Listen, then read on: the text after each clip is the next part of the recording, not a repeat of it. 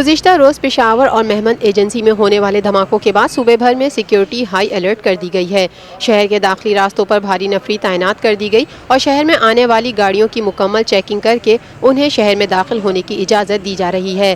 Peshawar high court की security भी सख्त कर दी गई है, जबकि वकला बरादरी ने गुज़िश्ता रोज़ जजेस पर होने वाले हमलों की शदीद मज़म्मत की है। ये तो पिछले 10 सालों से चल रही है। अब इसके बारे में हमारे इज़हार ख्याल क्या होगा और हम हुकूमत को क्या बताएंगे।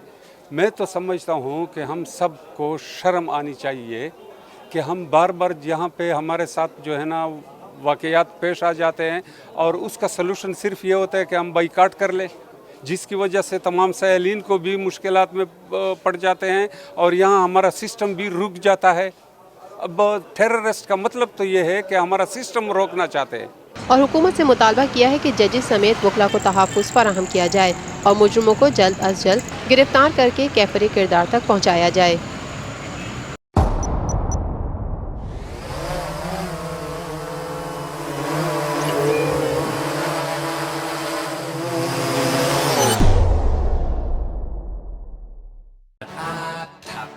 लाइव PSL मैचेस देखिए HD में tapmat.com पर और डाउनलोड द ऐप।